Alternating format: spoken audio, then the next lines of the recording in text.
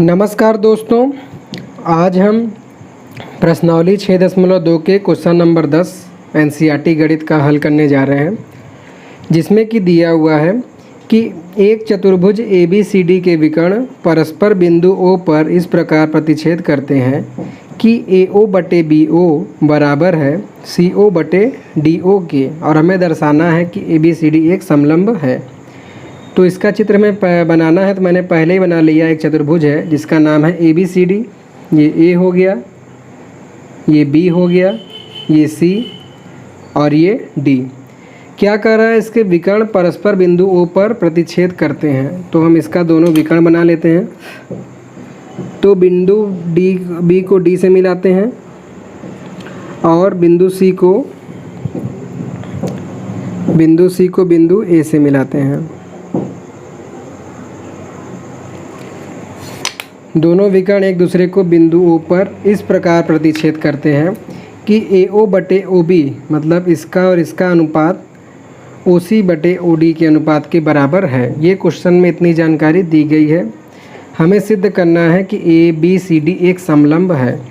तो अगर आपने क्वेश्चन नंबर 9 का हल देखा होगा तो उसमें मैंने आपको बताया था कि ABCD कब समलंब होता है, जब इसमें किसी एक भुजा मतलब कि AB और CD का एक दूसरे के समांतर हो। ठीक है, तब हम कह सकते हैं कि ABCD एक समलंब है, मतलब किसी एक भुजा का अनुपात समांतर होता है। केवल किसी एक भुजा मतलब ABCD के समांतर हो या BC AD के समांतर हो। तो दोनों में से अगर हम कोई एक चीज़ दिखा देंगे तो ABCD एक समलंब हो जाएगा।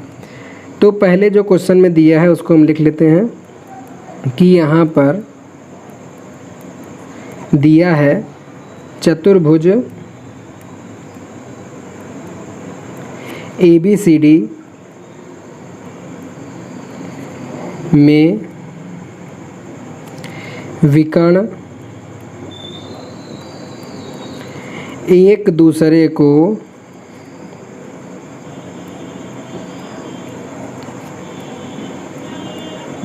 बिंदु O पर इस प्रकार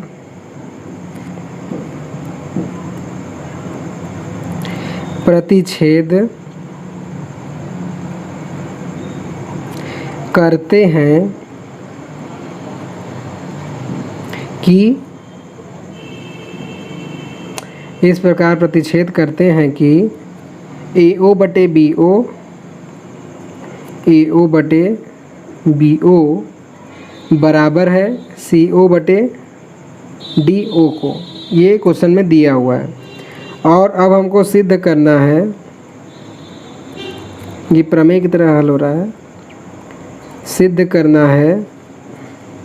पेन का रिफिल ख़त्म हो गया था इसलिए नीला से लिखे हैं, कन्फ्यूज मत होइएगा।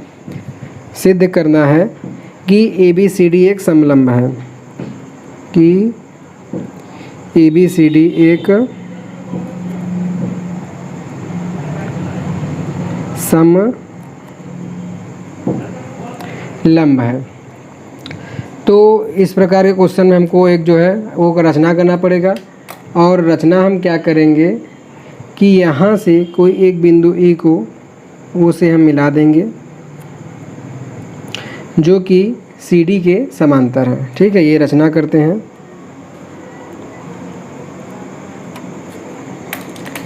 कि EO समांतर CD खींचा। तो यहाँ से हमने EO समांतर CD खींचा। तो अब देखिए EO और CD से मिलने वाला त्रिभुज अगर हम देखेंगे तो वो आ रहा है ADC। तो इसका अब रचना में हम इसी त्रिभुज को लेंगे उपपत्ति में, प्रूफ में।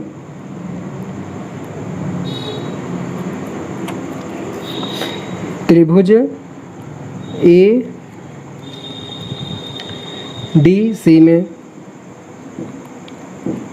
तो ADC में हम देखेंगे तो EO जो है DC के समांतर है या CD के समांतर है। तो यहाँ पे EO समांतर CD है। तो जब EO CD के समांतर है तो इन दोनों भुजाओं का अनुपात इन दोनों भुजाओं के अनुपात के बराबर हो जाएगा। तो यहाँ से हम लिख सकते हैं इसलिए ए ई बटे ई डी बराबर हो जाएगा ए ओ बटे ओ सी के। तो ए ई बटे ई डी बराबर हो जाएगा ए ओ बटे ओ सी के। लेकिन जैसा क्वेश्चन में सी ओ करके दिया हुआ है तो हम इस ओ सी को सी ओ लिख देंगे, इससे कोई इसके मान में प्रभाव नहीं होगा। और इसको हम मान लेते हैं कि यह समीकरण 1। कारण लिख लेते हैं चूँकि बीपीटी से। अब क्वेश्चन में हम देखें जैसा कि दिया है ए ओ बटे बी ओ बराबर है सी ओ बटे डी ओ, तो इसका भी इस्तेमाल कर लेते हैं। तो जैसा कि दिया है ए ओ बटे बी ओ बराबर हो जाएगा सी ओ बटे डी ओ के। तो यहाँ से बी ओ को हम इस साइड भेज दें या सी ओ को नीचे ला दें, तो यहाँ से ये हो जाएगा ए ओ बटे सी ओ जो कि बराबर हो जाएगा ओ बी ओ बटे में डी ओ के। और इसको मान लेते हैं कि यह समीकरण 2। तो समीकरण 1 और 2 में आप देखेंगे तो समीकरण 1 में ए ओ बटे सी ओ है और यहाँ पर भी ए ओ बटे सी ओ है।